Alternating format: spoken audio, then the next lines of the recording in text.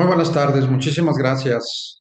A nombre de la Academia Nacional Mexicana de Bioética, capítulo Querétaro, y el Instituto Interamericano de Investigación y Docencia en Derechos Humanos, nos da muchísimo gusto darles la más cordial bienvenida a esta última sesión de nuestro programa sobre comités de bioética, comités de ética, en relación a la práctica que se ha tenido de experiencia de los grandes expertos que hemos escuchado durante estas sesiones.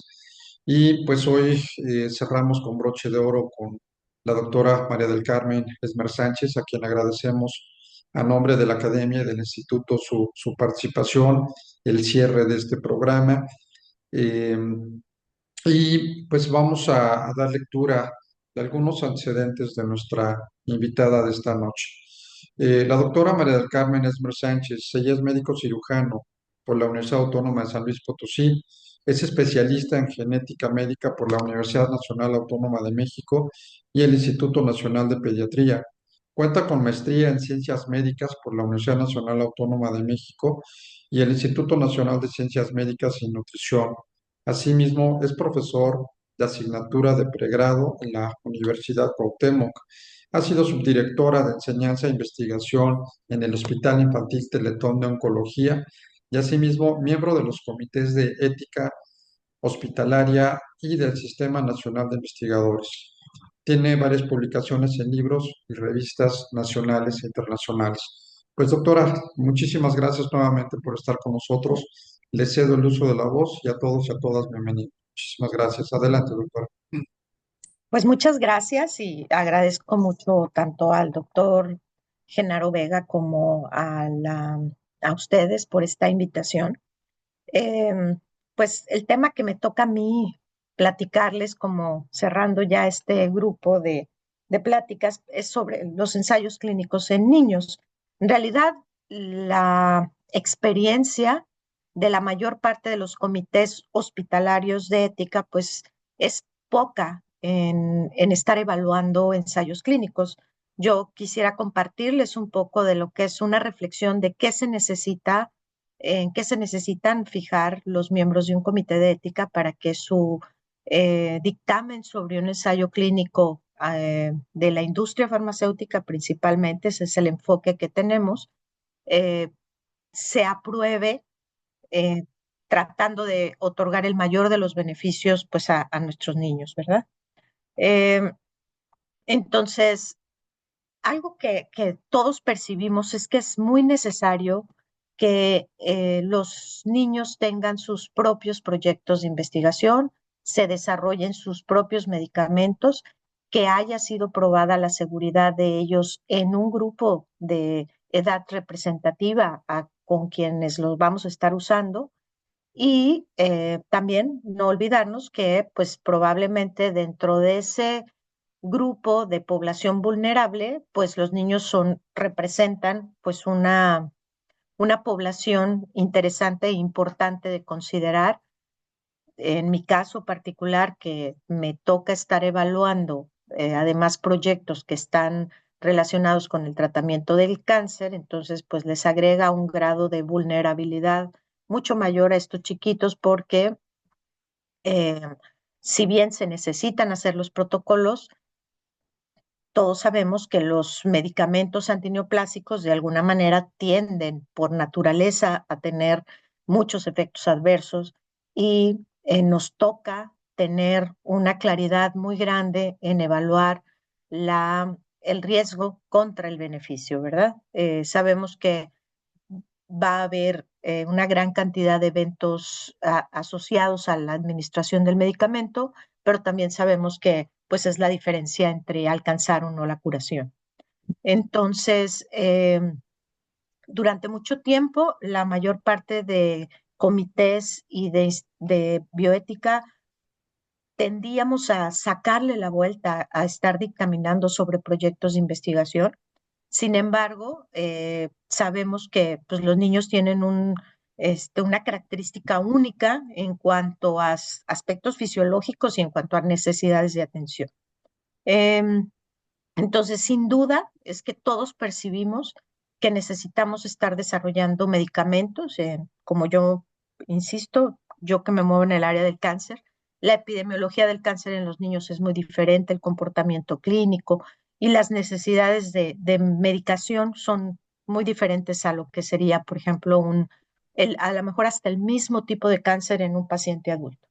Entonces, y de ahí surge esta necesidad de tener eh, proyectos de la industria farmacéutica que estén evaluados dentro de un marco de ética que nos lleve a poner en el menor riesgo posible a nuestros pacientes. Entonces, pues también soy genetista y entonces esa sensibilidad hacia los pacientes que tienen enfermedades raras, que además vamos a estar teniendo esa necesidad de tener medicamentos de estos que se llaman drogas huérfanas, porque finalmente eh, se van a tener que probar en una población muy seleccionada, en donde no es tan fácil que además tengamos controles, donde no es tan fácil tener criterios muy estrictos de selección, donde va a tener que haber muchas consideraciones para que pueda salir este medicamento, considerando que son enfermedades que casi siempre son progresivas y que son muy difíciles de tratar y que de no tratarlos, pues también podríamos estar cayendo en una injusticia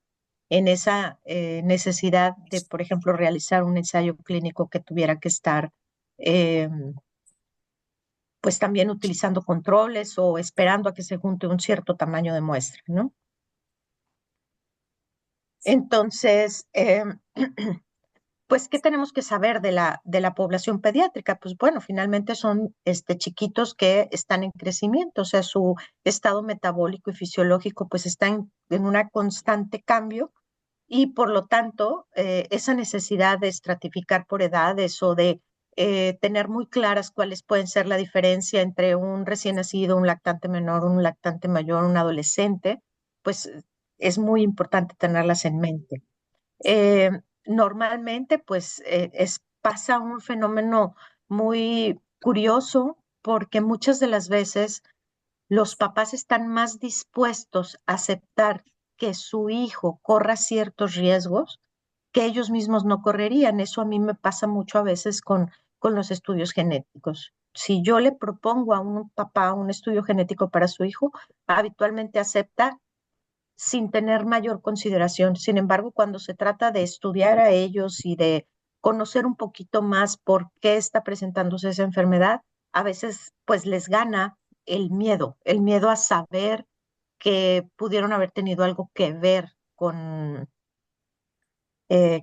lo que está presentando el paciente y a veces también pues les gana la necesidad de creer en algo. Entonces, el papá pues que tiene que tomar una decisión con respecto a participar o no en un estudio o en un ensayo clínico, se ve también en una posición bastante vulnerable y en ese sentido pues los comités de ética tendríamos que tener una vigilancia muy estrecha sobre el proceso de cómo se toma el consentimiento informado, pero también ese proceso que llevó a los papás a aceptar que un paciente participe en un estudio.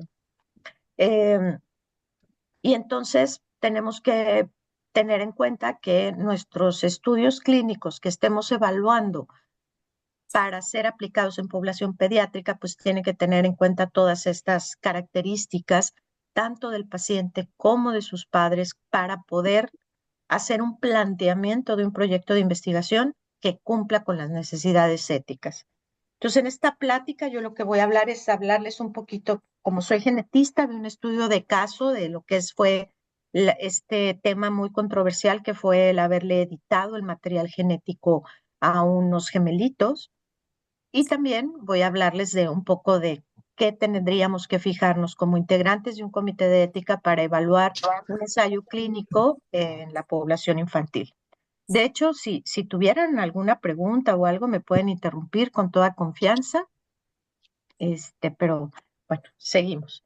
Entonces, este tema de la edición genómica, tal vez algunos de ustedes ya han empezado a escuchar, es así como algo muy prometedor, porque es un sistema que permite hacer cambios a la información genética. Por ejemplo, si este fuera un ADN que ya tuviera una mutación, este sistema lo que hace es realizar cortes para quitar la parte mutada y poder colocar una nueva, nuevo segmento que eso corregiría el, la expresión de ese gen. Entonces, pues esto cuando nos lo platican y nos dicen, pues es un sistema de edición de genes natural porque surgió un sistema bacteriano, pues eso suena a una investigación básica, biomédica, que seguramente va a tener pues muchísimas ventajas el poderla aplicar, eh, que se ha empezado a aplicar en situaciones, por ejemplo, de mejoramiento de especies animales, vegetales, y eso como que pues nos crea una sensación de está avanzando la ciencia. Pero cuando se trata de editar el ADN de un ser humano y editarlo desde la línea germinal, como sería desde el óvulo, desde el esperma, pues entonces ahí es donde empezamos a pensar qué puede pasar, qué malo puede pasar, ¿no? Sabemos que las historias por ejemplo, una de las historias más terroríficas de lo que fue la terapia génica fue alguien que se hace una terapia en donde posterior a la intervención ocurre una falla hepática fulminante y el paciente fallece. Entonces, la realidad es que hubo un riesgo que no se previó al momento de hacer la intervención. Entonces, ¿cuáles son el principal objetivo de la evaluación de proyectos de investigación? Pues siempre va a ser predecir qué es lo que pudiera pasar. ¿Y cómo podemos predecirlo? Pues en base a diferentes fases por las que tiene que pasar un tratamiento que nos van llevando de la mano a tener cierta certeza sobre lo que pudiera pasar. Entonces, ¿qué es lo que pudiera pasar? Que eso es lo que la teoría de conocimiento de lo que es la biología de este tipo de intervenciones nos lleva a tener la duda. Pues una de las dudas es, bueno, eh, si no logro realmente revertir todo el ADN y el paciente queda como en un estado de mosaico, en donde tenga células corregidas y células sin corregir, o bien que tenga un efecto tóxico. Esto podría ocurrir por diferentes mecanismos, entre ellos porque pueda realizar un cambio sobre el ADN, pero no sobre el gen que estamos buscando, y eso ocasionar pues una toxicidad, ya sea que silencie la expresión de ese gen o que sobreexprese un gen que normalmente tendría que estar apagado, como serían los oncogenes. Desde luego que este conocimiento, ahora que nos tocó estar con el tema de COVID, pues mucha gente se quedó con la idea de que este virus podría haber sido creado a través de estos sistemas de producción o edición de genes. Sin embargo, esto es algo que todavía no es posible crear un virus con esa capacidad, ¿no? Pero pues siempre existe la posibilidad de utilizar estas ediciones al genoma como una forma de bioterrorismo. Ya decíamos, de causar un daño al ADN no previsto por la técnica. Y bueno, cuando se trata de aplicaciones de la agricultura, pues dañar el ecosistema, incluso desaparecer especies. Y eso también pudiera de alguna manera afectar al ser humano, ¿no? Si hacemos una modificación basada en ciertas características, que lo voy a hablar un poco más adelante, pues pudiéramos tender a causar que ciertas especies o ciertos grupos poblacionales pudieran verse afectados por este tipo de técnicas. Entonces, pues hay algo que ya ocurrió, que es hacer una edición del genoma de manera ilegal, en donde todas las medidas de seguridad pues se ignoraron para poder hacer la metodología. También esto podría causar, si se fijan, pues en esta columna, pues existen muchas palabras que suena a que hay una bandera roja en usar las ediciones genómicas sin tener un apego a lo que son, a la ética y a la bioética. Y entonces, ¿qué tendríamos que considerar siempre que estamos evaluando un proyecto de la industria farmacéutica para introducir cualquier tipo de nueva intervención en cualquier persona, pues tener muy clarito cuáles son los riesgos y cuál es la seguridad. Y eso es algo que, al menos para esta técnica, no se puede asegurar en este momento del conocimiento, del avance, del tipo de intervenciones que se han hecho, que realmente conozcamos todos los riesgos y las precauciones de seguridad para utilizar la edición genómica. Lo otro es que habitualmente detrás de ese deseo de hacer una edición genómica, pues siempre hay muchos intereses comerciales. Por lo tanto, probablemente la transparencia en estos productos de edición génica no sea la más elevada.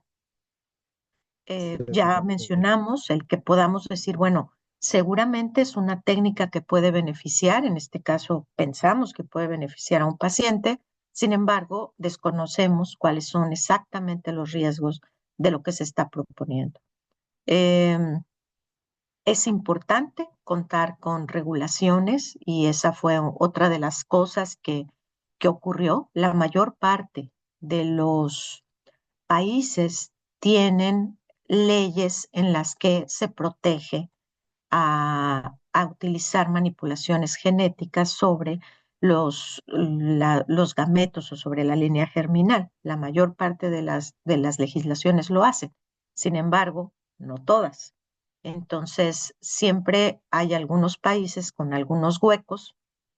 México también tiene sus huecos en la legislación, eh, en donde no, hace poco también fue un tema de que salió en periódicos, etcétera, el usar un donador de citoplasma para un paciente que tenía un problema mitocondrial. Y eso sí fue algo que se hizo en México con una paciente europea. Entonces, sabemos que de pronto esas regulaciones pueden llegar a ser, van un poquito, las regulaciones van un poquito atrás de lo rápido que está avanzando la ciencia. Y esto es lógico porque las modificaciones a las leyes pues tardan un tiempo y casi siempre están respondiendo ante situaciones que ya ocurrieron.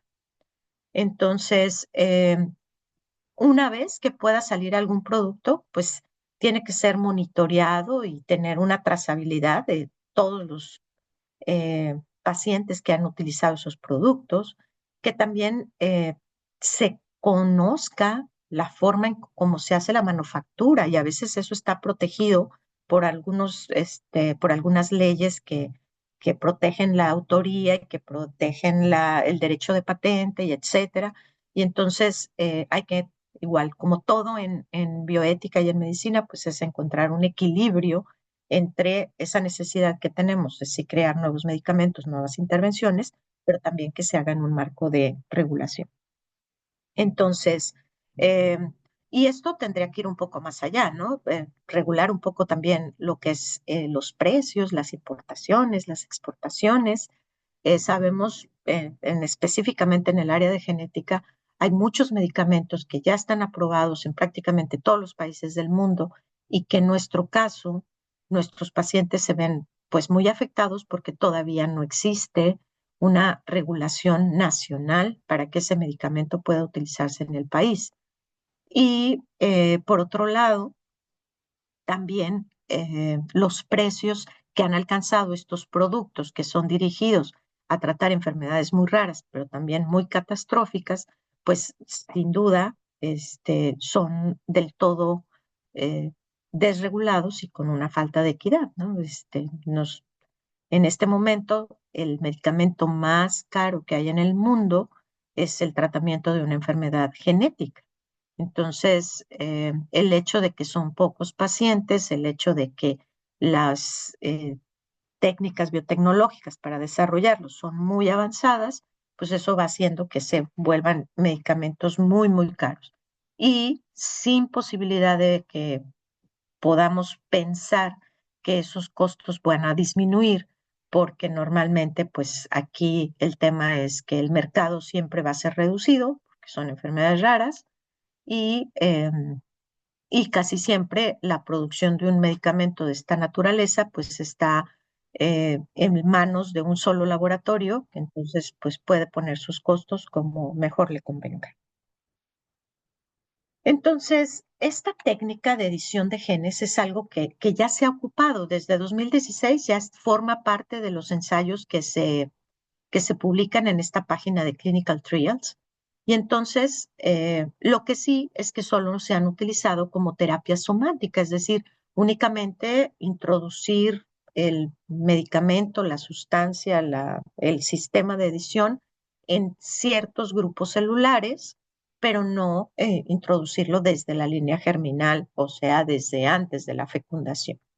Entonces se ha utilizado para tratar tumores sólidos, cáncer, leucemia, pues sí, todos esos, eh, principalmente porque es un solo el órgano afectado y entonces podemos dirigir la infusión o la inyección del sistema hacia un grupo reducido de células. También se puede utilizar en algunas enfermedades genéticas, nuevamente sin modificar la línea germinal, sino únicamente, por ejemplo, enfermedades de la sangre o bien esta maurosis congénita de Leber, que es una condición que afecta la visión.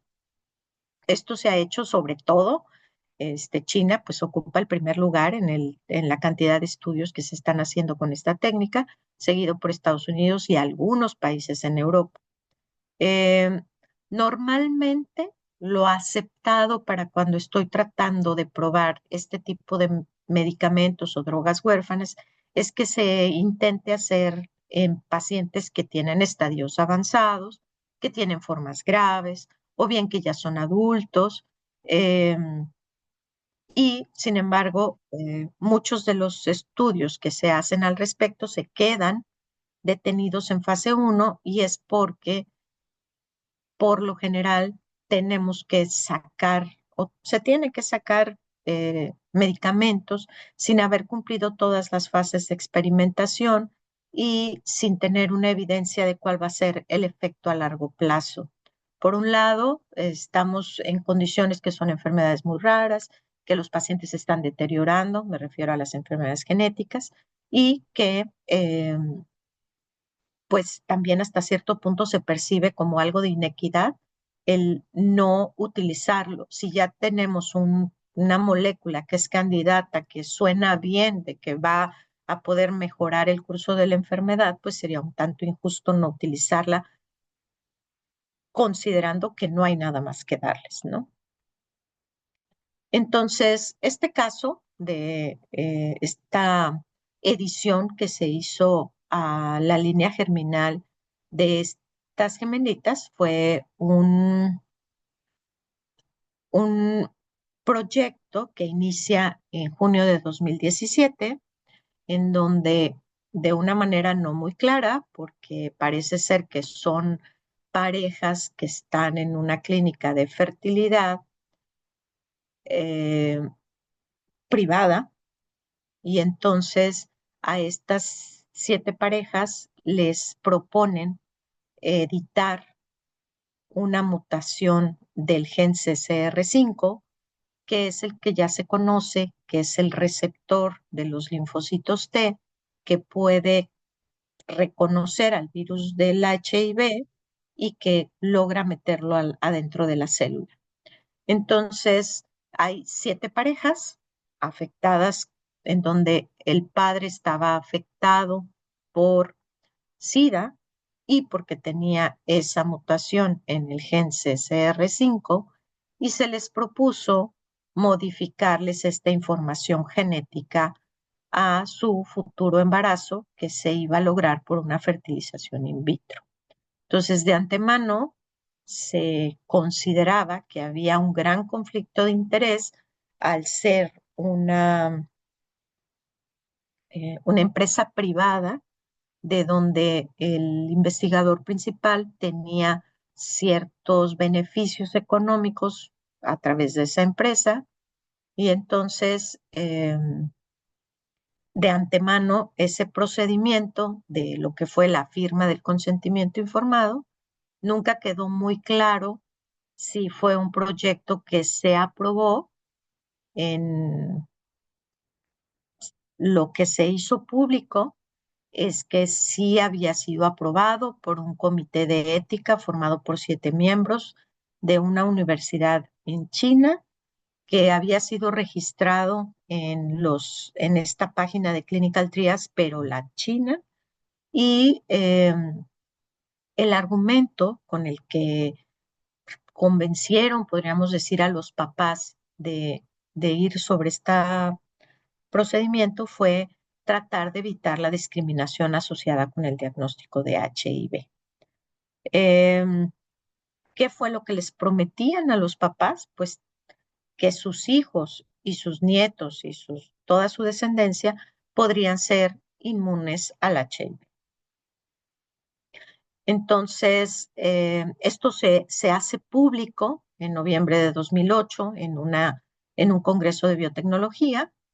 Eh, Posteriormente, 2 meses después, en ese congreso, la mayor parte de los investigadores pues cuestionan mucho el haber realizado el procedimiento, se pone en verdadero eh, preocupación el estado de salud de las pequeñas. Entonces, de hecho, en este momento no es posible saber cuál ha sido la evolución de ellas por protección de sus datos personales. eh, y entonces es cuando es despedido por la universidad en la que trabajaba y casi un año después lo condenan a 3 años de prisión y a pagar 3 millones de pesos de la moneda china.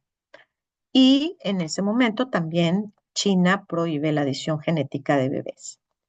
Entonces, ¿qué es lo que se menciona de el proceso de cómo fue el consentimiento informado?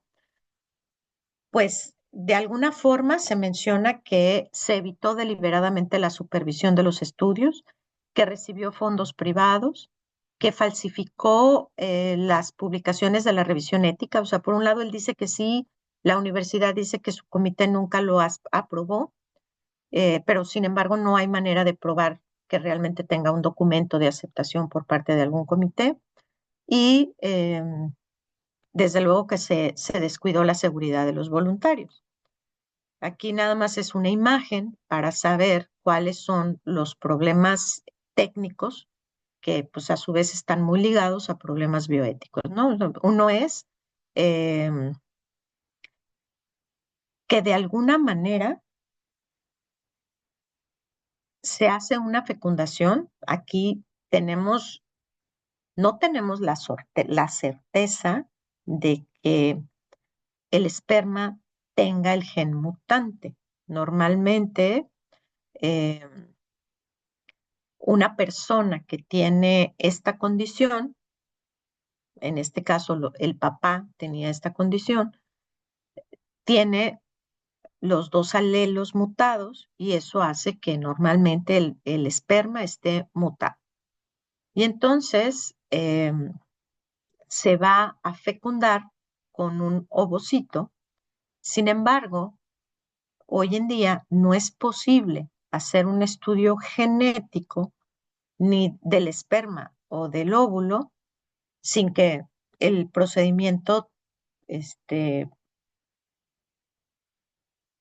afecte al el poderlo usar para fecundar, ¿no? Tenemos que realizar entonces una fecundación a formar un embrión de una sola célula, que esa célula es la que se va a someter a la modificación y que esperamos que si la modificación es exitosa, pueda tener, dar lugar a un bebé con todo su material genético modificado. Eso es lo que ocurriría de manera normal. Sin embargo, la realidad es que nosotros vamos a someter a esta célula, a este cigoto, a una técnica sin conocer exactamente su secuenciación, porque si lo secuenciamos, pues ya esa célula no es viable para poder seguir adelante con un proceso de implantación. Si esta técnica se utiliza en un embrión de una sola célula, no podemos garantizar que en ese momento se cambie la información genética. Y eso podría dar lugar a que cuando ocurra la división celular haya células que sí hayan adquirido la mutación y la modificación y otras células que no hayan adquirido la modificación. La otra situación es que puede haber efectos fuera de blanco. ¿Eso qué quiere decir? Que este sistema, aunque está construido para reconocer específicamente esa zona del ADN en donde está el receptor CCR, no podemos garantizar que realmente solo se une ahí y solo modifique esa información genética. Y entonces podría causar que el mismo intento por revertir la mutación ahora ocasione la mutación de algunos embriones en algunos otros genes. Lo otro es que puede ser que sí sea exitosa, pero que queden algunas células sin repararse. Y lo que no sabemos es si toda esta manipulación le podría dar al producto un mayor riesgo de abortarse o de perderse en algún momento del embarazo o de desarrollar algún otro tipo de problema.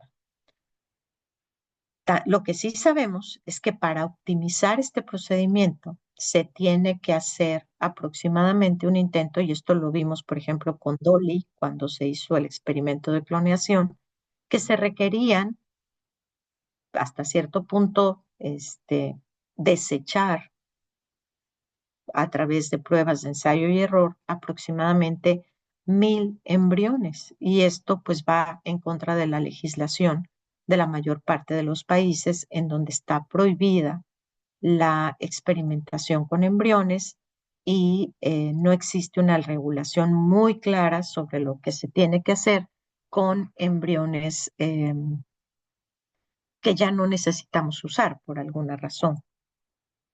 Entonces, desde luego que todos, o sea, si en este momento yo les pregunto, ¿ustedes estarían a favor de hacer algunas modificaciones al, al ADN para crear un ser humano mejor? Pues muchos de ustedes dirían, sí, suena que estaría muy bien, ¿no? Sobre todo, pues que los que tenemos esa sensación de que la ciencia le queda un poco a deber a la salud y sobre todo a la salud de los niños. Entonces, sin embargo, creo que algo muy importante es que no existe una definición de qué es ser un ser humano mejor.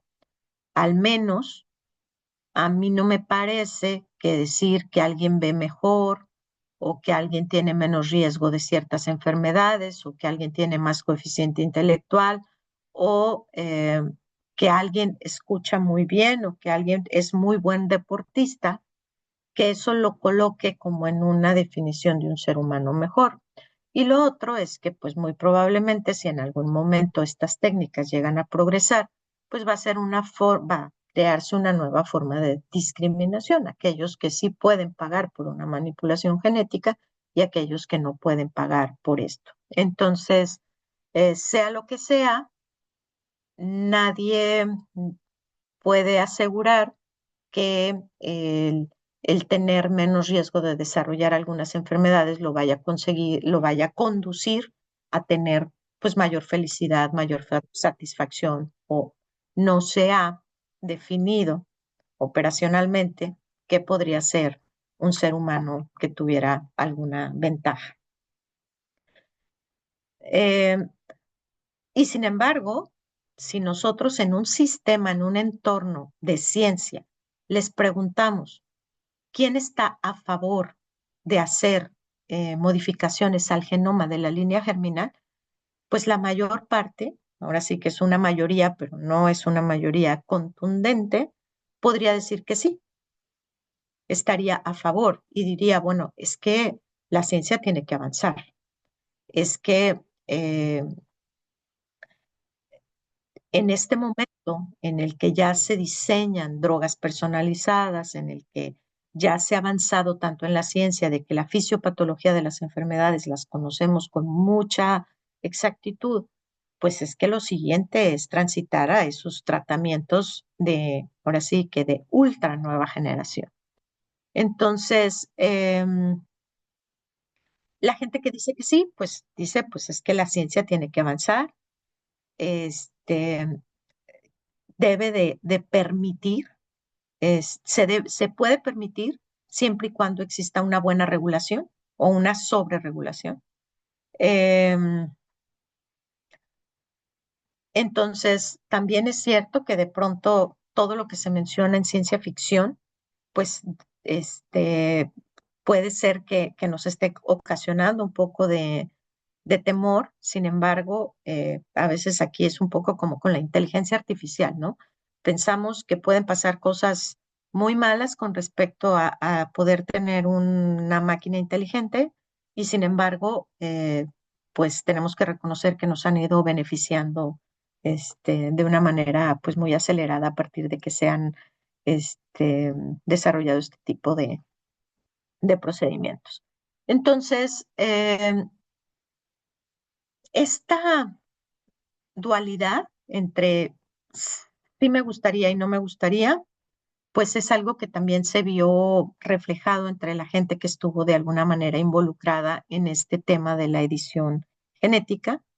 Eh, por ejemplo, este es el profesor del doctorado de Stanford que públicamente decía no apruebo lo que hizo y sin embargo en ese momento cuando lo presentó dijo wow, qué hallazgo tan prometedor, ¿no? Entonces, eh, y creo que para todos los que están muy cercanos a la ciencia, siempre vamos a tener como esa sensación de ojalá que sí se pueda hacer, y ojalá que se pueda hacer en el contexto de la mayor ética posible, pero, y lo que seguro todos decimos es que esté bien regulado. Desafortunadamente, la mayor parte de las regulaciones no siempre van de la mano de una postura científica.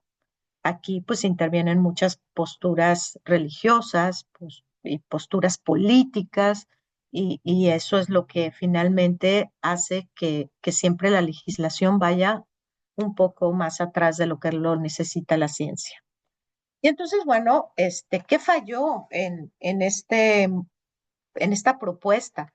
Pues la realidad es que lo que falla, pues tener mayor certeza sobre la seguridad y sobre la eficacia, o sea, seguridad, que no le vaya a causar ningún problema a las chiquitas, pues las chiquitas ya están.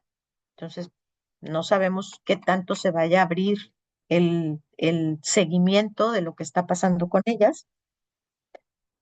La eficacia, pues sin duda, tampoco tenemos datos, ¿no? Finalmente, se necesitaba hacer un estudio de este estilo para poder saber si esto va a ser eficaz o no.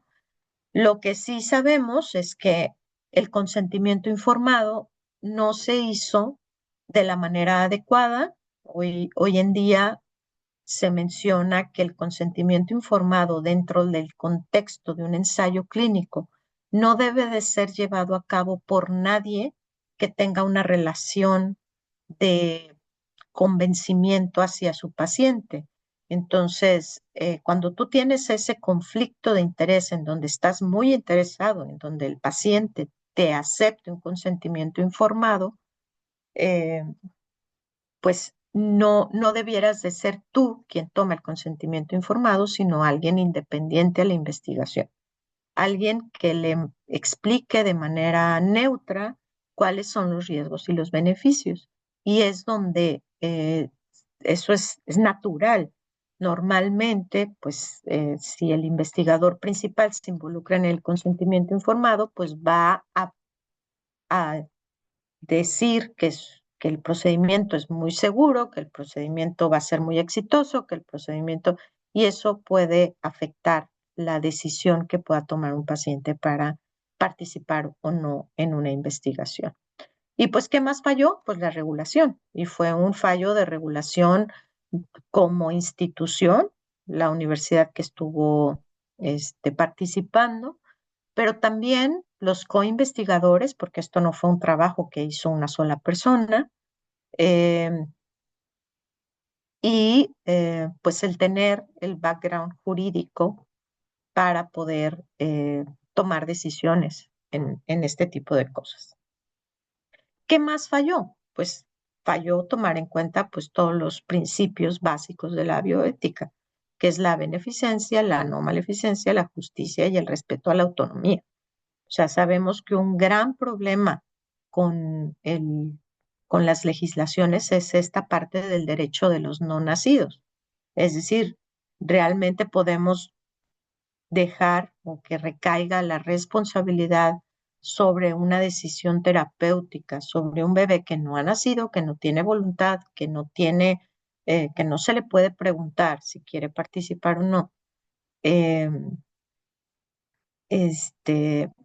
si en esos contextos, pues es una de las cosas pues, más poco deseables de tener un procedimiento que se hace desde la línea germinal. Entonces, hasta aquí este estudio de caso. Voy a hacer así como un paréntesis, a ver si quisieran hacer alguna pregunta sobre este caso y si no, pues continuamos.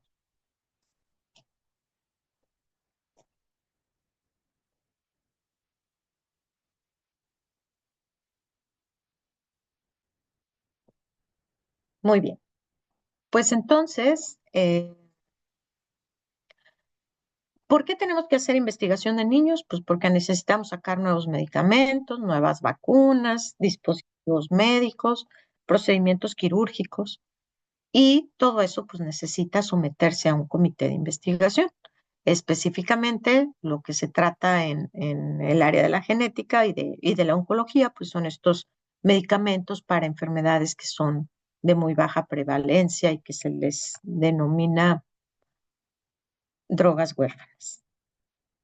Entonces, ¿cuáles son los estándares éticos mundiales para la investigación en los niños? Es pues que hagamos procedimientos que estamos seguros que no va a producir un daño o que el daño puede ser fácilmente recuperado o que el beneficio supera a los daños. Que sí haya un consentimiento informado, pero que también se haga un procedimiento de asentimiento y entonces ya está muy bien establecido que un asentimiento informado puede ser firmado por los niños a partir de los 12 años, pero que también desde los 7 años los niños pueden estar entendiendo cuáles son las consecuencias sobre si participar, no participar. Por ejemplo, se deben de hacer también consentimientos adicionales.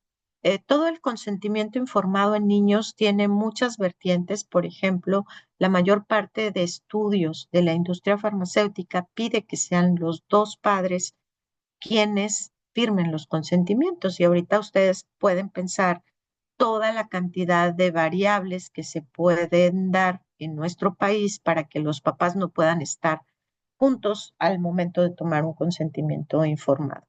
Y entonces lo que tiene que tener un comité de éticas pues son los lineamientos que va a seguir para cuando esté solo uno de los papás.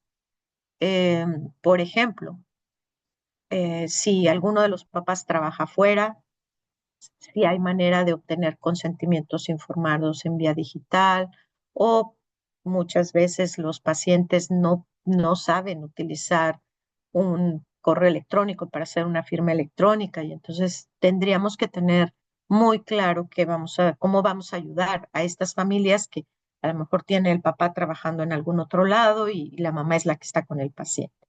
Eh, Se ha hablado de tener consentimientos adicionales. Nosotros en el Hospital Infantil Teletón de Oncología, pues es muy frecuente que su cuidador secundario sea a veces alguno de los abuelos. y es importante que ellos también estén enterados. Y a veces es porque tienen que hacer situaciones especiales con respecto al paciente y a veces es porque en nuestro sistema familiar siempre pues tienen mucho que ver la opinión de los abuelos de los niños. Eh, Otra cosa que necesita ser muy transparente en la investigación en los niños, pues es la parte de los incentivos, ¿no? Ya se sabe que en México no podemos dar incentivos que sean verdaderamente coercitivos. Entonces, muchas eh, de las investigaciones de la industria farmacéutica en otros países, pues pueden dar incentivos por arriba de los $1,000. A lo mejor para un país en donde las economías son mucho más benéficas que nosotros, eso aquí en un país como el nuestro y en cualquier otro país que comparta características con nosotros, pues se puede ver como un tipo de hacer un poco de coerción para que el paciente participe.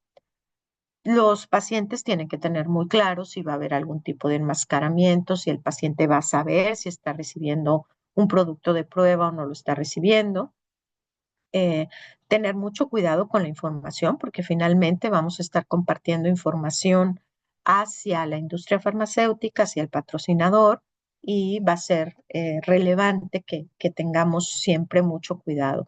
Y lo otro, pues también tener cuidado de nuestros equipos de cómputo. Todavía nosotros no hemos, en México no se ha regulado tanto eh, dónde andan los datos de una investigación, pero los datos de la investigación no deberían de andar en los equipos personales de los investigadores. Tendría que tener un equipo de cómputo en su área de trabajo, en el centro de investigación y cuidar que esa información no pueda perderse, robarse o de alguna manera porque la traíamos en el coche y nos dieron el cristalazo, ¿verdad? Que entendamos que participar en una investigación pues tiene responsabilidades mutuas. Por un lado, pues nosotros estamos obligados a cuidar a nuestros pacientes, pero también el cuidador o los cuidadores tienen que estar pendientes de lo que está ocurriendo y a notificar a tiempo y seguir instrucciones. También tenemos que estar preparados para consecuencias imprevistas. Eh, y voy a hablar un poquito más de esto más adelante, que se lleve a cabo todo con la confidencialidad adecuada, incluso que los investigadores y sus coinvestigadores firmen convenios de confidencialidad. Y esto es algo muy importante. Cada vez es más frecuente que de repente nos llegan así a los chats. Los invitamos a participar en un estudio. Por favor, compartan. La verdad es que eso está fuera de toda normatividad. Cualquier publicidad que se va a hacer para participar en un ensayo clínico que involucre el administrar un medicamento, y a mí me han llegado de asma, me han llegado de obesidad, el, la difusión, la propaganda, la invitación tiene que traer el número de aprobación del comité de ética y tiene que traer los datos de contacto de los comités de ética para que no sea una información que esté llegando sin toda la información completa. Es importante que en algún lado, ya sea del consentimiento informado o del protocolo, se diga cuál va a ser el mecanismo para decirle al paciente los resultados de información que es clínicamente relevante. Muchos de estos proyectos de la industria farmacéutica llevan a hacer estudios de genética o llevan a hacer estudios de algún tipo de biomarcador y es importante que en el protocolo y en el consentimiento informado pues esté escrito cómo se le va a entregar esos resultados que son clínicamente relevantes. Durante algún tiempo a mí me tocó ver algunos estudios en donde decía estos resultados no se le van a compartir al paciente. Bueno, no se le van a compartir al paciente a menos que sea clínicamente relevante, ¿sí? Y también pues que sepan que a veces un resultado genético puede dar lugar a información que va a afectar a toda la familia. Entonces, siempre es importante mencionarles cuáles son las implicaciones de los resultados. Entonces, pues, ¿qué necesitamos? Pues necesitamos tener una institución que esté lista para manejarse con el apego a la normatividad y a la reglamentación. ¿Cuáles son las normas oficiales que regulan la investigación de la industria farmacéutica? Pues son todos estos. Eh, y desde luego que tenemos que estar pendientes de que cualquier ensayo clínico que sobre el cual vayamos a nosotros a dictaminar, pues que esté en proceso de ser aprobado por COFEPRIS. A veces se necesita que sea un comité de ética local, regional, nacional, que haya ya dado un dictamen sobre ese procedimiento antes de tener la aprobación de COFEPRIS. Entonces, para aquellos que sí, que tienen un poco de experiencia en lo que es dictaminar sobre ensayos clínicos de la industria farmacéutica, pues saben que en ocasiones estamos dictaminando sobre proyectos que no se han hecho en ningún lado del país y que probablemente nuestra aprobación va a influir sobre esa aprobación que le puede dar COFEPRIS para seguir adelante el proyecto. Entonces, esta aprobación no es para aprobar el medicamento, es para aprobar el proyecto de investigación. Entonces, pues lo ideal es que siempre tengamos un seguimiento a qué está pasando con esta parte de la aprobación por COFEPRIS. La realidad es que hacer un proyecto de la industria farmacéutica tiene requerimientos estructurales pues bastante estrictos. Lo primero es que los investigadores pues realmente cuenten con evidencia de que han sido capacitados para conducir un estudio de investigación de esta naturaleza. O sea, no es lo mismo tener un investigador que tiene una maestría y un doctorado y publicaciones, pero si no tiene experiencia o no tiene entrenamiento en realizar estudios de investigación, pues tiene que tener esa disponibilidad de tiempo para hacer las capacitaciones necesarias. Ahora ya la mayor parte de los patrocinadores pues van ofreciendo cursos primero en buenas prácticas clínicas, en en lo que es la norma oficial de buenas prácticas en investigación, pues ya se pone que incluso las certificaciones o las eh, capacitaciones en procesos de investigación, de conducción de estudios de la industria farmacéutica tiene que tener una vigencia. Es decir, si yo ya tomé un curso de buenas prácticas clínicas en investigación, pues tengo que tener eh, una constancia que tenga una fecha de vencimiento. Y esas fechas de vencimiento por lo general son de 3 a 5 años. También tiene que haber un análisis de las instalaciones, o sea, realmente el hospital, la clínica, el sanatorio, tiene todas las instalaciones para poder llevar a cabo una investigación patrocinada. También que tanto los colaboradores están capacitados para poder llevar a cabo todos los procesos que requiere un ensayo clínico. Desde luego que todos los comités pues tienen que tener sus aprobaciones. En el caso del Comité de Ética en Investigación, pues que esté aprobado por Conbioética, que tenga su vigencia. Lo mismo el Comité de Investigación, que esté aprobado por COFEPRIS, el cambio de miembros y el que estar teniendo informes anuales ante Conbioética, que realmente se cumplan con todos los requisitos para poder hacer investigación y tener comités que estén certificados o acreditados.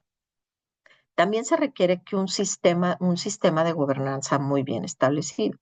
Es decir, cuál va a ser el papel del director general de la institución, cuál va a ser el papel del director médico, cuál va a ser el papel del médico adscrito, cuál va a ser el papel de la enfermera. Entonces, un sistema que, así como es nuestro sistema de salud, que es piramidal, pues que esté muy claro cuál va a ser el papel de cada uno de ellos.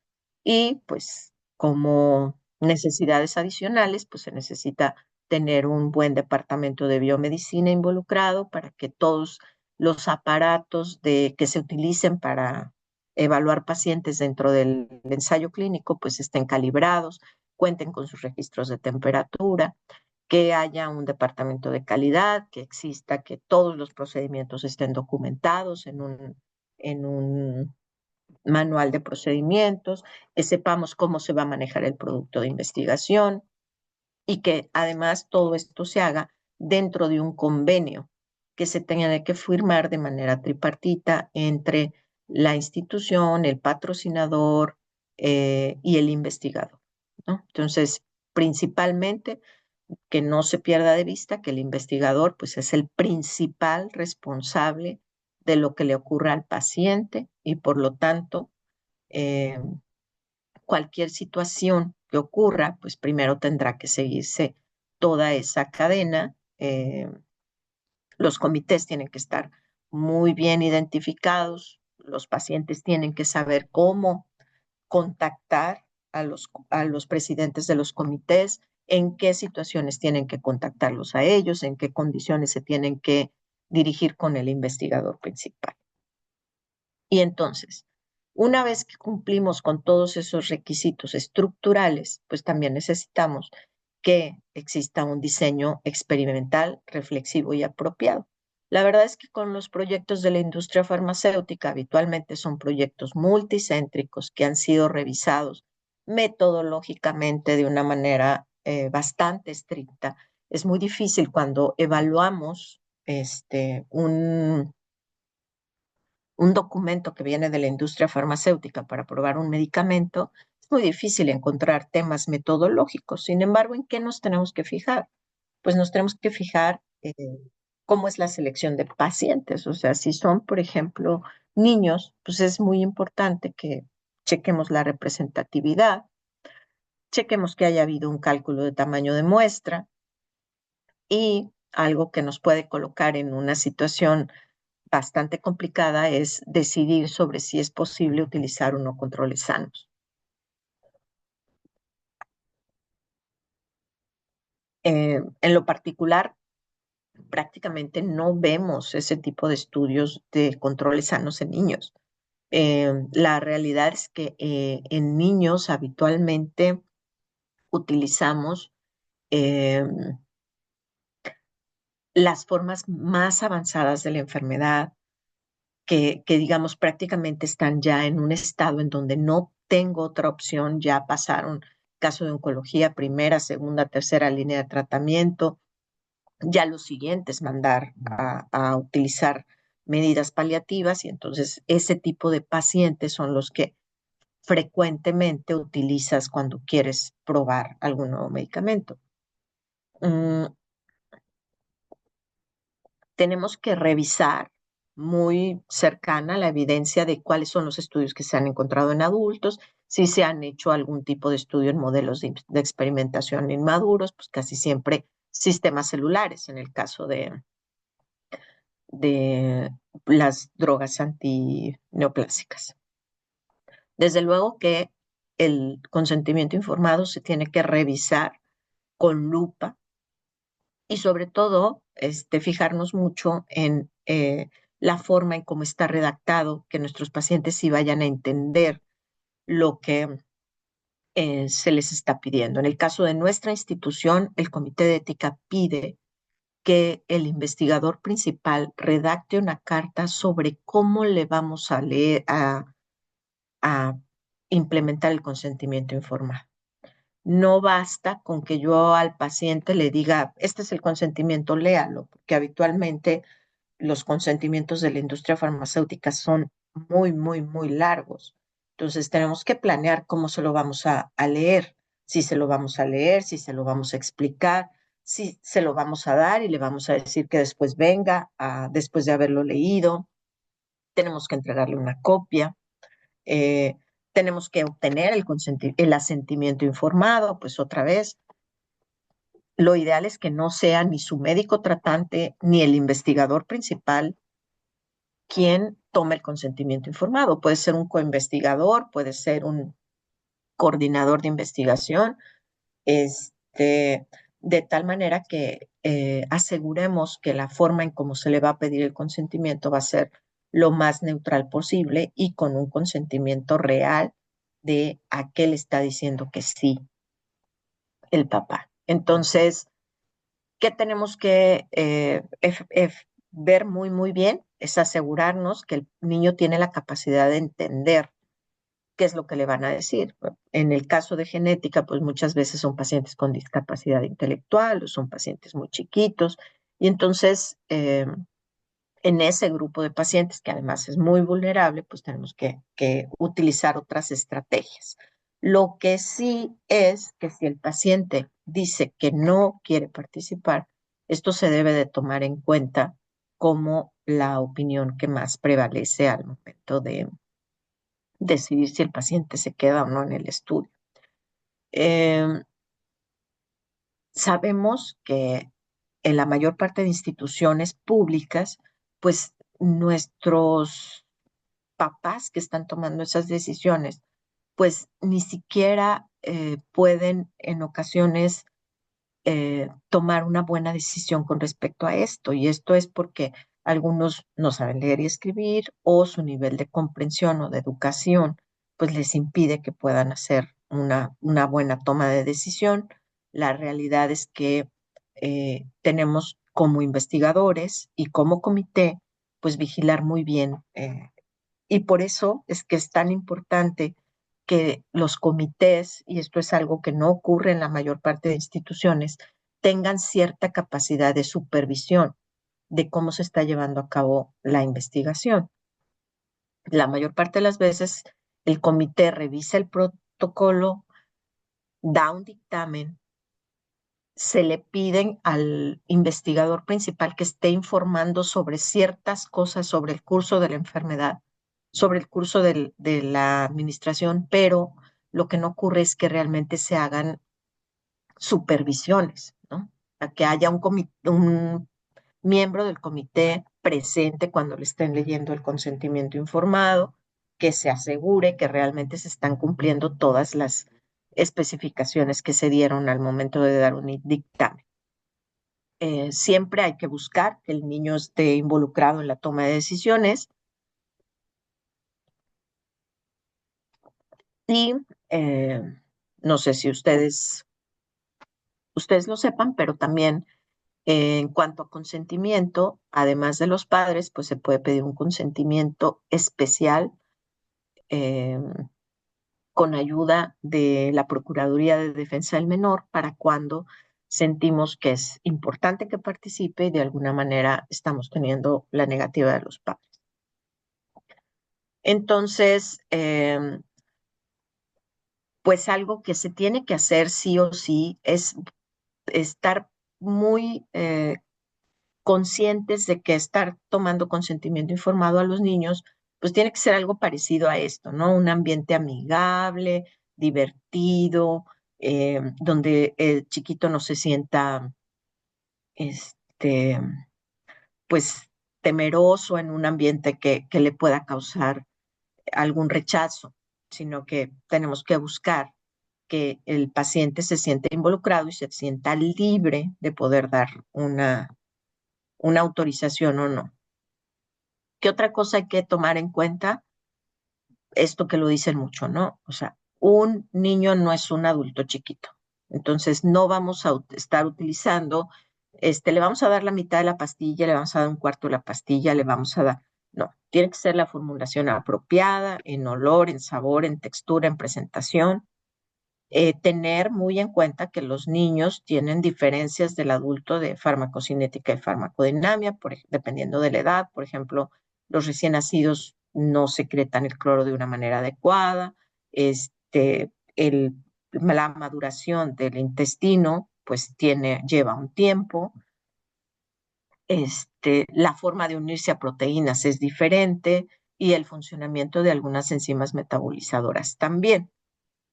¿Qué más tenemos que tener en cuenta en cuanto al producto? Pues que siempre esté usándose y resguardándose pues de la manera adecuada y también siguiendo la toma de muestras biológicas, pues debe de seguir todas las consideraciones que nos dé el, el Comité de Bioseguridad. Eh, Algo que se recomienda mucho, los comités tendrían que favorecer que se pudiera hacer un simulacro de enrolamiento, es decir, que se hagan en la institución y se haga un simulacro en donde digamos quién va a tomar el consentimiento informado, en dónde, cuánto tiempo se va a tardar, de ahí qué va a pasar. Acuérdense, son niños, no los podemos tener mucho tiempo tampoco esperando a que ocurra algo. Entonces, el comité de ética pues tiene que considerar cuánto tiempo va a estar en el hospital, si durante ese tiempo le van a dar de comer, de desayunar, si en ese tiempo va a tener un lugar para descansar, para jugar, cómo va a ser la toma de muestras, si la cantidad de sangre es satisfactoria, si le van a hacer algún procedimiento para que no le duela, si le van a poner algún catéter, y también buscar la comodidad de sus acompañantes. Entonces, algo que es vital en esto, pues es la monitorización de eventos adversos, y algo que en nuestro hospital lo hace el área jurídico, pues es corroborar que el protocolo tiene su seguro de gastos médicos mayores y que ese seguro de gastos médicos mayores cubre todas las posibles este, problemas que puedan ocurrir durante la gestión. Por ejemplo, tiene que tener un seguro de gastos médicos que si el paciente sale de su casa únicamente para venir al proyecto de investigación a que le pongan la administración, pues si en ese trayecto tiene algún tipo de accidente, tiene que estar cubierto por un seguro de gastos médicos del estudio, no del paciente, del estudio.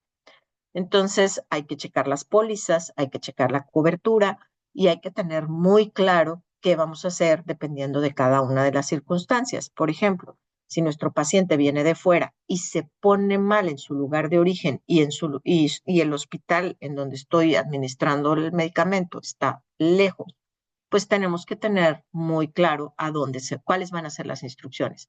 Le voy a decir, váyase a un hospital privado, a un hospital público, al servicio de urgencias, este, y tenemos que tener como todo el panorama completo para que al paciente no se vaya a ver perjudicado por no contar con ninguna de estas. O sea, el paciente puede salir del hospital y en el camino sentirse mal y que lo tengan que llevar, pues todo eso tiene que estar contemplado por el equipo del estudio para que sepan qué instrucciones darles a los pacientes. Claro que la monitorización de eventos adversos pues nos sirve mucho para evaluar los riesgos, ¿no? Que nosotros tengamos muy, muy claro qué es lo que puede pasar, eh, y pues contar con estos planes de emergencia. Y bueno, todavía siguen los requerimientos, o sea, estar muy seguros que se va a proteger muy bien la privacidad y la confidencialidad. Habitualmente nosotros tenemos que tener pues nuestros registros en donde sabemos qué paciente está en qué fase del estudio, a lo mejor no vamos a saber qué medicamento, pero al laboratorio solo le vamos a estar compartiendo claves, no les vamos a estar dando datos sensibles que permitan identificar a nuestro paciente. Otra parte es que hay instituciones que no tienen un comité de bioseguridad. Tenemos que ser conscientes que hasta la toma de muestras y el desecho de los materiales biológicos, pues podría tener también algunos aspectos de seguridad que es importante que esté evaluando el Comité de Bioseguridad. Nosotros, por ejemplo, nuestra normatividad es que todos los proyectos pasen por todo. Claro que no se revisan todos, sino que el Comité de Bioseguridad emite un dictamen en donde dice este proyecto no requiere evaluación por el Comité de Bioseguridad. Y entonces, pero lo tenemos por escrito. Eh, pues es importante que toda la documentación relacionada con investigación pues esté resguardada en un lugar que esté bajo llave, que tenga acceso restringido, que no puedan acceder a ella fácilmente ningún otro profesional de salud de la institución, ni otro tipo de personal. Esta es una parte que habitualmente se adolece en la mayor parte de las instituciones porque finalmente probablemente no haya presupuesto para contar con alguien que supervise. y que monitoree la investigación. Sin embargo, pues es lo ideal de todos los comités de ética tendrían que eh, transitar a esa parte de tener también esa capacidad de ejecutar una auditoría a un ensayo clínico. Y finalmente, pues la ética de la investigación pues alcanza a lo que es el informe final y la publicación de resultados, porque de alguna manera, si nosotros no, como comité, no evaluamos el desenlace de ese proyecto y nos aseguramos que realmente hubo una adecuada difusión de los resultados de la investigación, pues también pudiéramos estar cayendo en esa situación en donde no estamos cumpliendo con lo que es verdaderamente el requisito de la ciencia, que es comunicar avances que lleven a mejorar la forma en la que se atienden las enfermedades. Entonces, ¿qué esperamos de los resultados de la investigación? Pues desde implementar alguna nueva estrategia, tener una nueva opción de tratamiento, generar evidencia. Ahorita hay muchos estudios que están patrocinados por la industria farmacéutica, pero que van encaminados a conocer la historia natural de la enfermedad. Cuando yo conozco la historia natural de la enfermedad, a lo mejor ahí ya no necesito tener controles, porque lo que ya conozco muy bien es, ¿y a qué edad le pasa esto? ¿Y a qué edad le pasa esto? Y entonces puedo generar ciertos parámetros de desenlace, de criterio de éxito de la investigación que me lleve a no necesitar más que la historia natural de la enfermedad.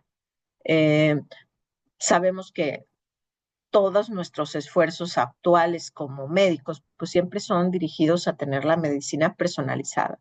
Y entonces que la evidencia que estemos generando, pues nos permita tener tal cual valga decir que la atención sea personalizada y que los resultados también se personalicen a cierto grupo para que cada uno pueda tener una atención médica lo más efectiva posible.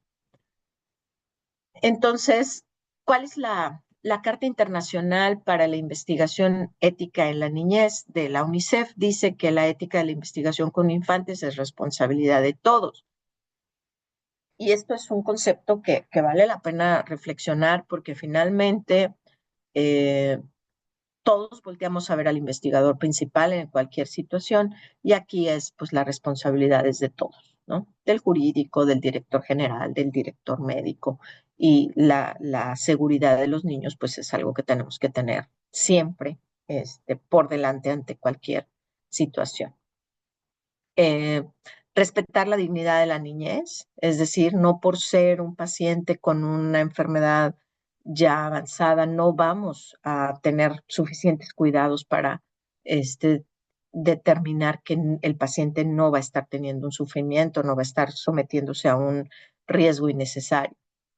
La investigación en la infancia debe ser justa y equitativa, y esto es un poco con lo que empezamos, ¿no? Que la investigación es necesaria eh, y que lo que más le da justicia es que realmente consideremos que sí se tiene que hacer, pero se tiene que hacer en un marco de, este, de supervisión y de apego a las buenas prácticas. Y la investigación debe estar centrada en el beneficio, es decir, no podemos pensar que el beneficio de la investigación es la ciencia. El beneficio es el paciente estuvo mejor. Nunca debe de causar daño, se tiene que tener consentimiento informado y continuo, ¿no? Es que si en algún momento el paciente, su familia o alguien tiene duda de seguir, pues necesitamos volver a sentarnos con ellos y si es necesario, pues sacarlo de la investigación.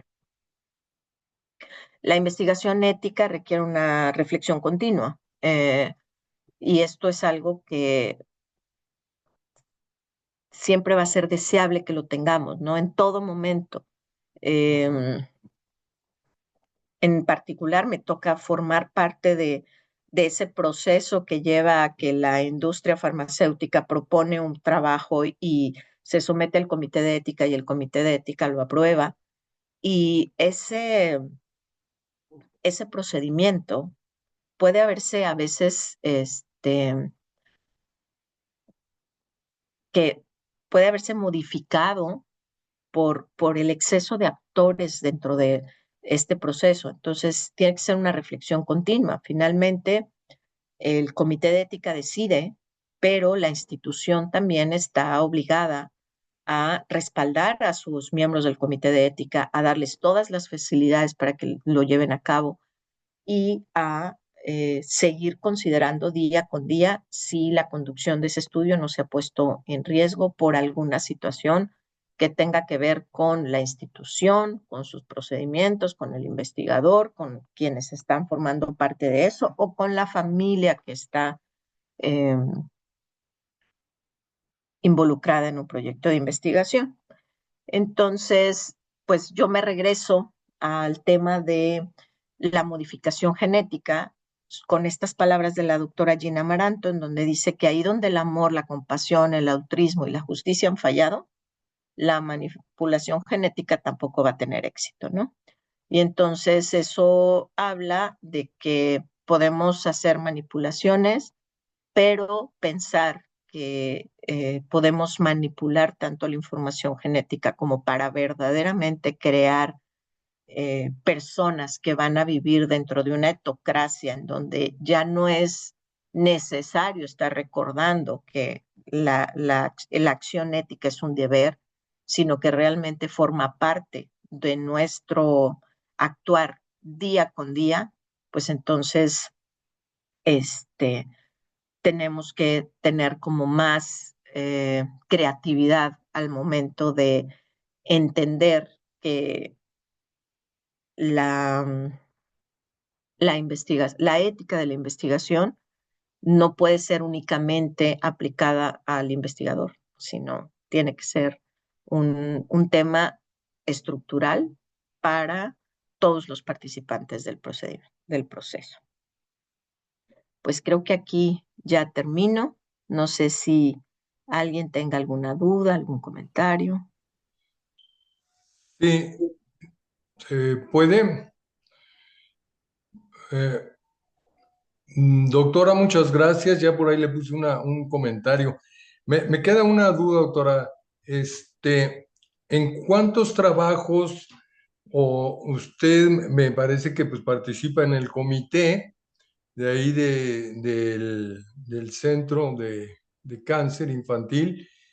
Pero usted en forma, pues ahora sí científica o por su trabajo, ha tenido que participar en algunos trabajos ahí. Pues mi pregunta es, o sea, ¿cómo hace usted para poder ver en qué situación es más conveniente que esté usted, si en la parte de la investigación o en la parte del comité? De Entonces, hecho, porque ya ve que a veces, o sea, uno si es investigador y aparte está dentro de uno de los comités, pues no puede, y menos en estos casos, opinar. Entonces, esa sería mi pregunta ahí. ¿Cómo o cuál es el consejo que usted da o cuál es su experiencia? bueno, en Doctor. realidad, por normatividad, ningún directivo puede ser parte de un comité. Entonces, Ujú, yo no soy parte de comités, de los comités, o sea, he sido parte de comités de otras instituciones que no son la mía. En este momento no soy parte de ningún comité de investigación en ninguna institución, ¿no? ujú, Este, Eso es en parte por cumplir con la normatividad. De hecho, cuando yo me integré al hospital, pues hicimos una revisión de precisamente de la normatividad y tratamos de dejar toda la gente que toma decisiones directivas fuera de los comités, por lo menos del de ética, el de investigación, el de bioseguridad. Eh, entonces, eso ya ahorita queda en en manos totalmente independientes de lo que es la gobernanza del hospital. Pero, pues sí llegamos a tener casos en donde hay conflicto de interés. En esos casos, por ejemplo, la presidenta del Comité de Ética sí ha estado como coinvestigadora en algunos proyectos de investigación. En esos casos, pues se genera una carta de no voto. Cuando se emiten los dictámenes, pues se les pide que no estén presentes y pues se cumple con todos los requisitos, porque incluso la misma industria farmacéutica, antes de hacer un sometimiento, revisa que se tenga también el listado de miembros y los miembros que tan involucrados van a estar, y estamos pendientes de otorgar esas cartas de no voto, de hay algunos proyectos en donde o sea, tiene voz, pero no tiene voto.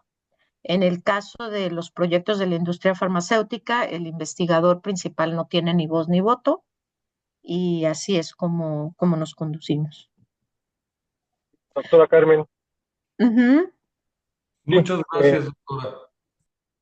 sí, efectivamente, yo soy el doctor Genaro Vega Malagón y yo estoy en el comité de ética de ahí del Hospital Infantil de Oncología y sí me ha tocado, ahí en el Hospital Infantil de Oncología se hace investigación de alta especialidad y sí me consta que los que formamos parte del comité, cuando son investigadores no tienen derecho ni a voz ni a voto, sino que cuando hay conflicto de intereses sí es súper estricto, sobre todo cuando se manejan casos con personal vulnerable como son los niños, pues sí es muy súper estricto ahí en el sector infantil. Pero me parece muy excelente su exposición, doctora Carmen, muy, muy adecuada y una gran felicitación, doctora. Y adelante, si alguien Gracias. tiene algún otro comentario,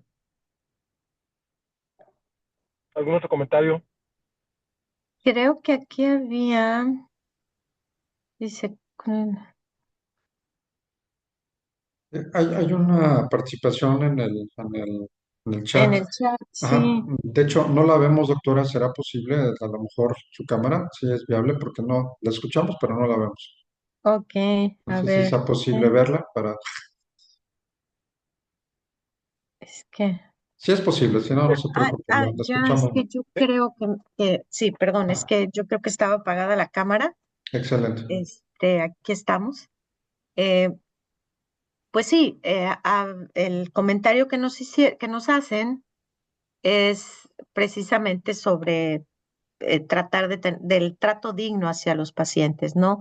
Creo que efectivamente, lo dijo el doctor Genaro, tratamos de s- por mi parte, sí, he estado muchos años siendo parte de comités de ética en investigación, evaluando proyectos de la industria farmacéutica, y de verdad que los proyectos, yo creo que por cada 20 proyectos que son en adultos, llega a los comités un proyecto de niños. Entonces, por eso es que pensé que este iba a ser un buen momento para reflexionar sobre todas esas diferencias de situaciones que debemos de tomar en cuenta cuando se trata de niños.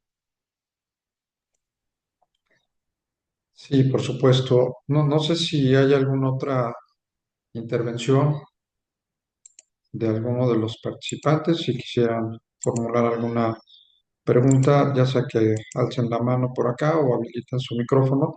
En el Inter, doctora, yo nada más quisiera, bueno, aparte de felicitarla, por supuesto, por su excelente participación, nosotros desde el punto de vista de los derechos humanos, dos temas que me hicieron así un foco rojo como para invitarla a dar una plática exprofeso de ello, en temas de la dignidad, precisamente no son adultos chiquitos, son personas que tienen un factor de vulnerabilidad muy importante y que en algunos temas, por ejemplo, en el caso de los embriones, existe una tendencia de cosificación de los embriones, cosa que, por supuesto, en materia de derechos humanos estamos trabajando de quitar ese estereotipo, porque finalmente la vida se respeta desde el momento de la concepción y sobre todo una línea de investigación que quita todo trance romántico, pero creo que es efectivo la propuesta de ver si es posible que previo a contraer matrimonio se hiciera un estudio genético para saber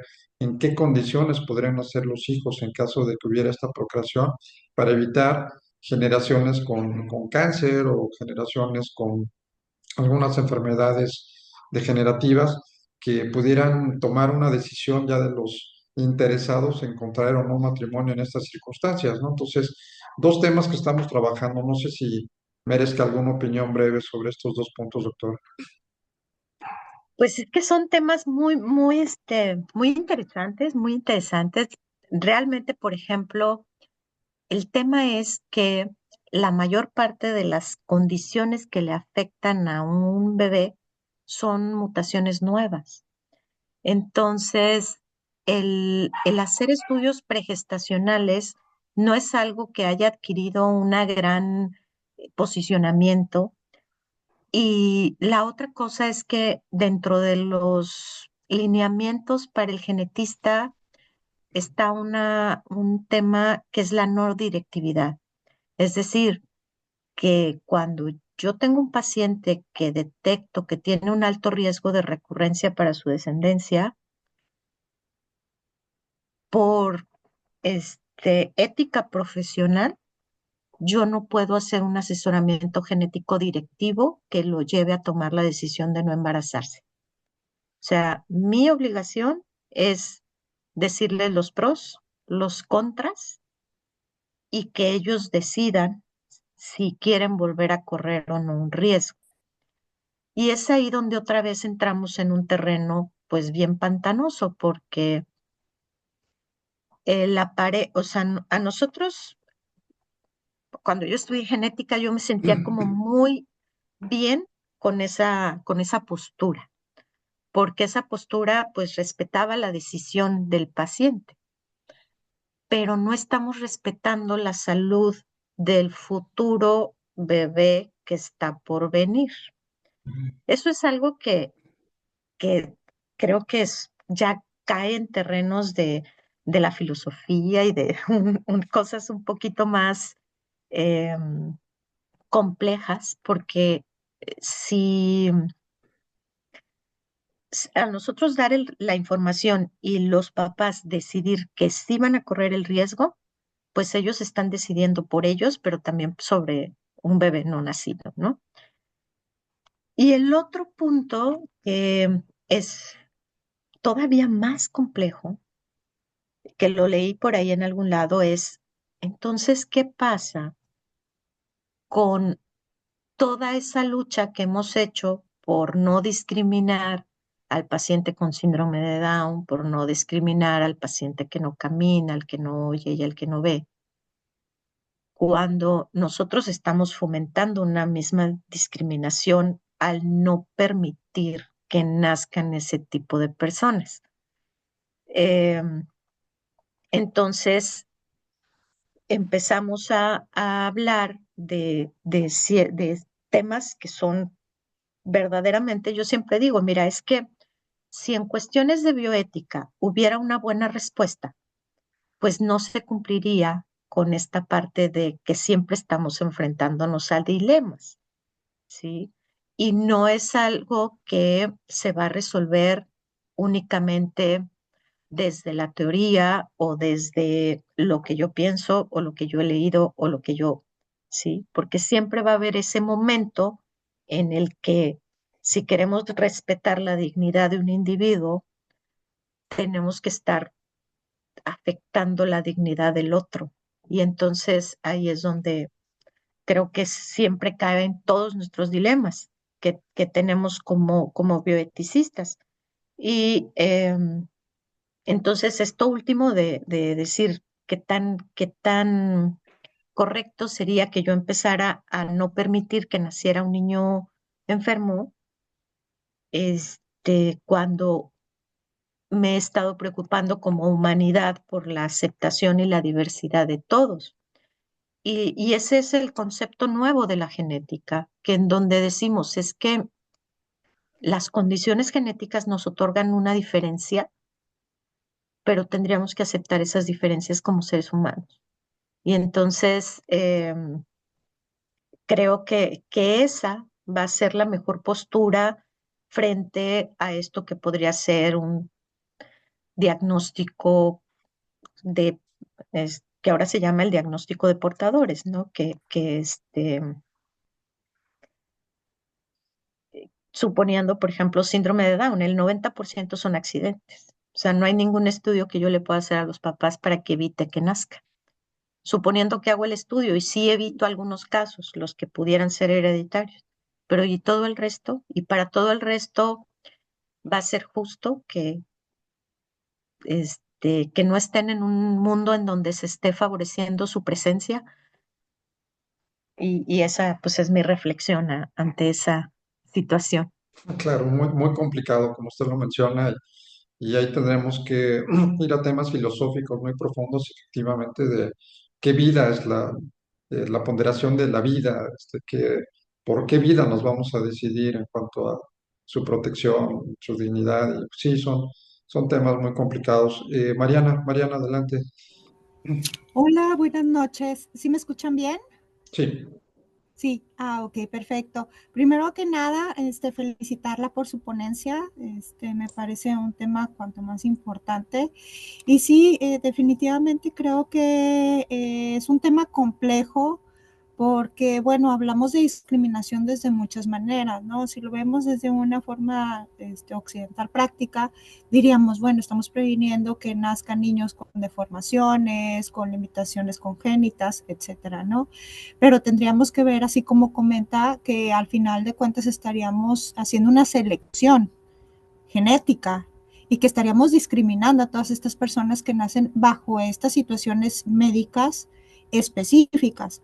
Por otro lado, también volveríamos ahora a un tema de discriminación en cuanto a no todas las personas tienen acceso a poderse hacer ese tipo de estudios.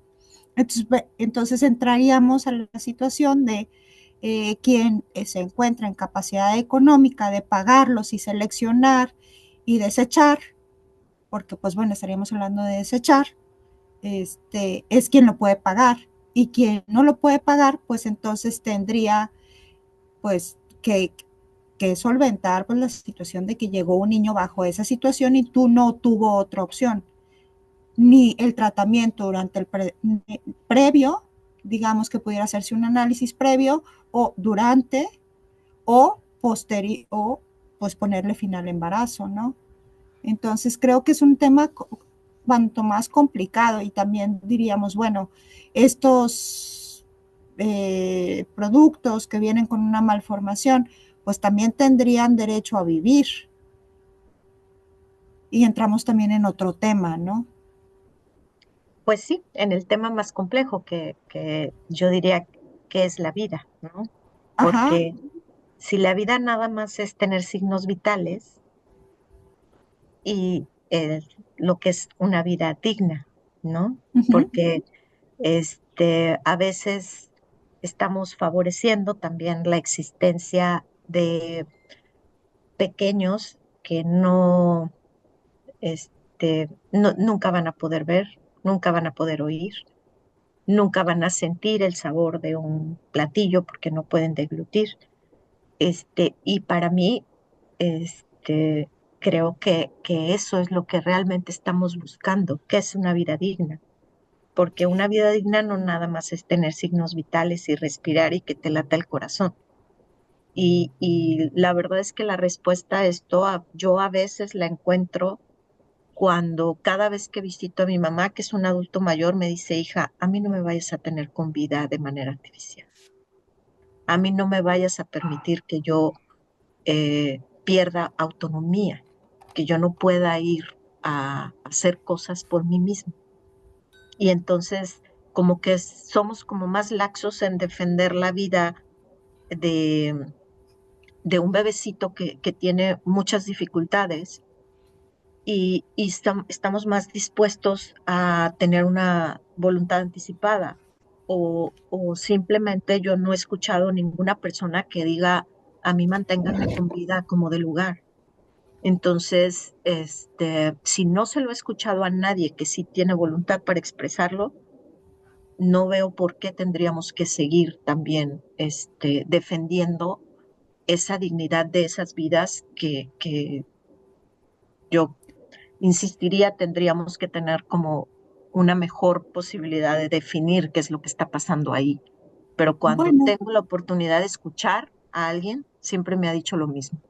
Entonces, aquí, con los niños a veces también tenemos eso de que es el ensañamiento terapéutico, ¿no? O bueno, sea, yo, aquí perdón que me interrumpa, pero creo que yo estoy completamente a favor, o sea, no es una cuestión de postura personal, creo que es un tema complejo. Yo concuerdo con la situación de que llega un momento en el cual la vida no es vida porque pierde todos sus elementos fundamentales. Sin embargo, en la práctica sí me ha sorprendido. Tuve el caso de una señora que tuvo un bebé que tenía una situación congénita, malformaciones, huesitos de cristal, tenía una situación en el corazón y pues bueno, el niño nació y duró hasta los 2 años, 2 años y medio, bajo esa situación. O sea, el bebé nunca, yo creo que estaba en un sufrimiento, desde mi perspectiva, el bebé estaba en un sufrimiento, ¿no? No tenía una calidad de vida, no tenía una esperanza de vida. Sin embargo, tú escuchabas el relato de la mamá y la mamá parecía que no estaba en esa misma historia. O sea, yo lo veo desde afuera, pero ella estaba aferrada con que su hijo debería de vivir y que tenía una buena vida y que tenía esperanzas, aun y cuando yo sé que no iba a ser una vida adecuada.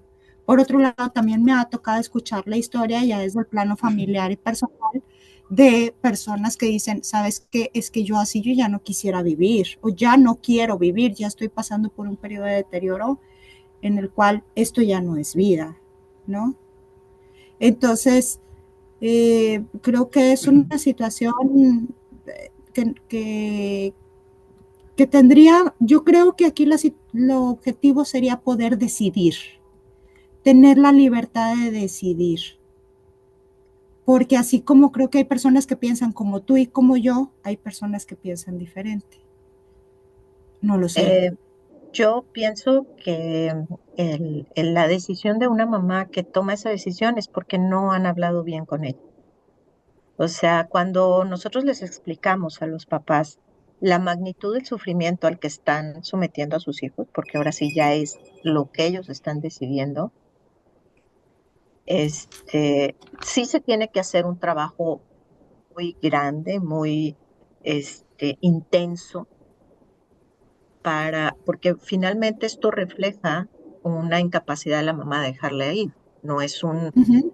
este, no es un deseo que esté fundamentado en el conocimiento.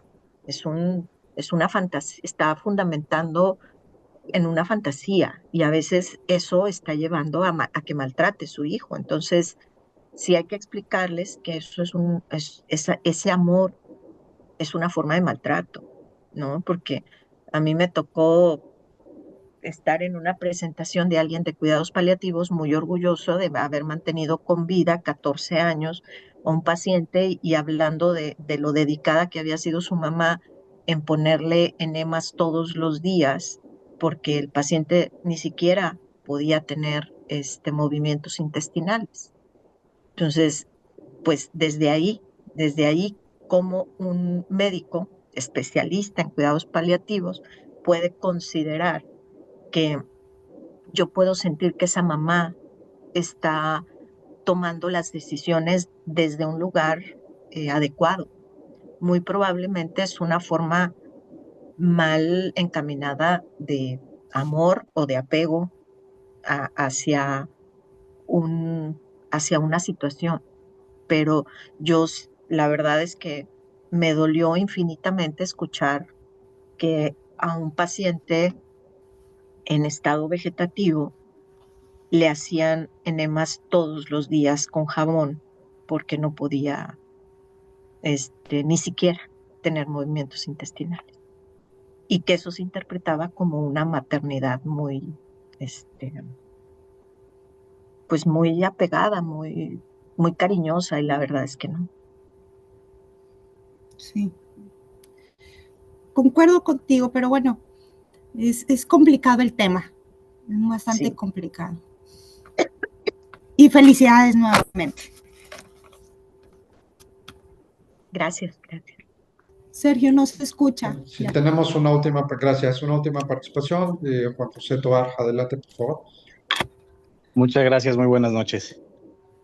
Bueno, pues Buenas el noches. tema que acaban de tocar es un tema muy complicado porque, en primer lugar, por ejemplo, este caso que comenta de los 14 años, yo nada más recordar, hoy es el Día Internacional de los Derechos Humanos y bueno, vengo de una conferencia de discapacidades y justamente estábamos hablando de un tema relevante.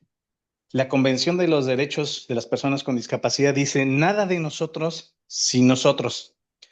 Creo que eso es algo muy relevante en este tema, porque hablamos de que pues, el niño a lo mejor no va a tener una adecuada calidad de vida. A mí en lo personal, en mi práctica profesional, sí me ha tocado ver mamás que hacen hasta lo indecible porque sus niños se mantengan. Pero también, por otro lado, se están buscando nuevas terapias génicas, como acabamos de ver, y por otro lado, pues hay algunas prácticas para, eh, no hay alguna práctica en nuestro país que permita evitar esos sufrimientos de manera indecible como muchos de nosotros hemos visto y pues presenciado, ¿no? Entonces, sí es bien importante también escuchar a los que se dedican a cuidar a estos niños que pueden tener enfermedades congénitas u otro tipo de alteraciones porque a veces no tienen voz y los que hablan por ellos son los padres y más concretamente las madres, que son en general pues quienes se dedican al cuidado de estos niños en su mayoría. Y esto nos lleva a esta situación.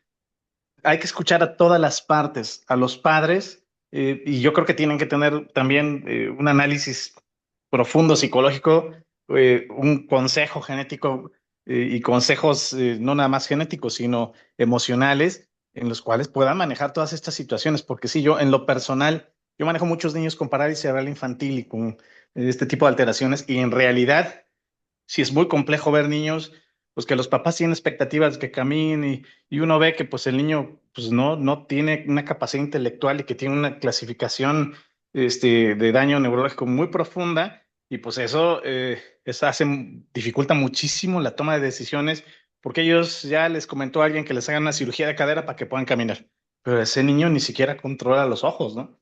No puede deglutir, como bien dicen. Entonces, es un tema súper relevante, pero sí creo que es muy relevante escuchar a todas las partes porque todos emitimos juicios en materia de esta situación, pero pues tampoco hay medidas en nuestra ley que permitan detener ese sufrimiento tan, tan terrible que a veces nos toca ver como médicos, ¿no? Es mi aportación, gracias. Y sí hay. O sea, está, por ejemplo, la Procuraduría del Menor. Ante una situación así, una vez que ya no es del Comité de Ética en Investigación, sino del Comité de Bioética Hospitalaria, puede tomar un caso, analizarlo, pero ahí es donde creo que sí nos falta cultura en los equipos médicos, ¿no? Cultura para ese médico que le está proponiendo una cirugía de cadera, que vea qué parte del problema le está solucionando con esa cirugía.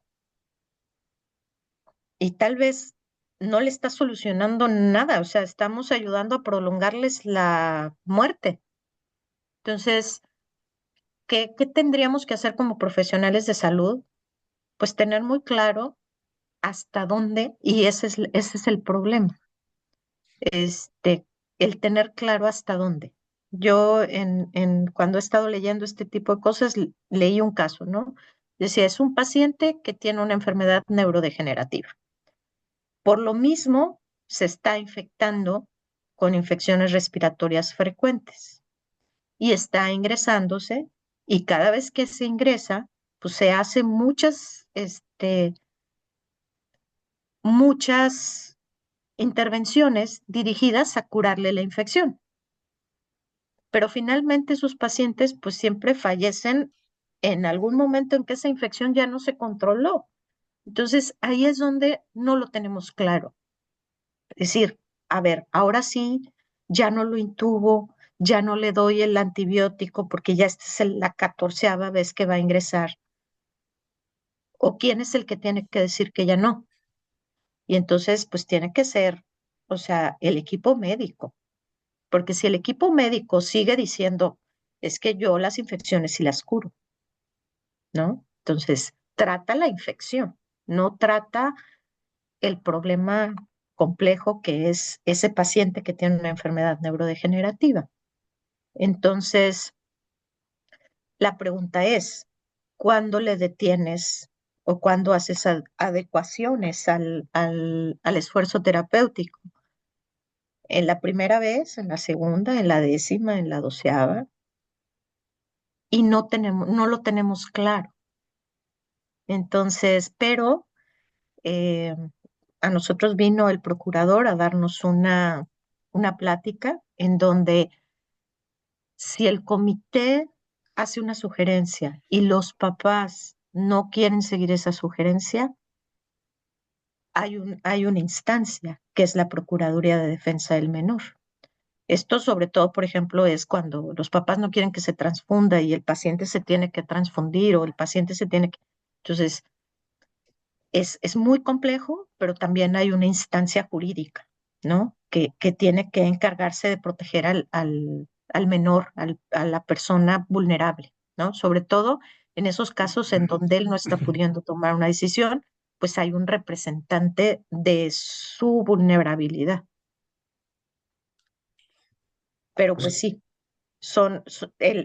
la mayor parte de los profesionales médicos no estamos listos para decir, esta es la última vez que yo hago una intervención o considerar, oiga, mire, pues su situación está así, yo le puedo dar este medicamento, este medicamento, este medicamento, pero involucrar a los papás también en la toma de decisiones, pero tomándonos el tiempo de explicarle muy bien, ¿no? Decirle, sí, yo ahorita lo puedo sacar del episodio agudo, pero eso no implica que más que en 2 semanas va a estar otra vez aquí.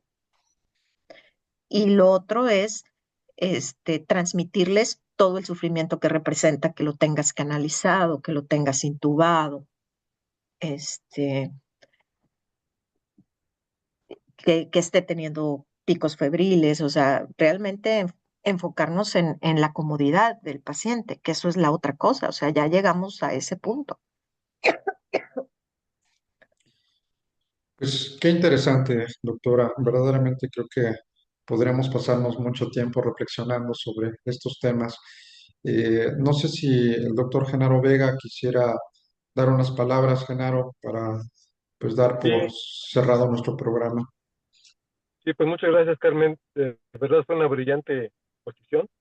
Y pues aprovecho para darle las gracias al Instituto Iberoamericano de Estudios sobre Derechos Humanos y, a un servidor por parte del capítulo Querétaro de la Academia Mexicana de Bioética. Con este cerramos con broche de oro con la presentación de Carmen. Y muchas a todos les agradezco. Y pues sus constancias ya están en el chat. Si tienen alguna duda, pues ahí con toda confianza nos pueden escribir. Vamos a hacer así en el chat con el doctor Sergio Reviela. Cualquier duda, ahí estamos con ustedes. Muchas gracias. Muchas Muchas gracias. gracias. Gracias a Gracias.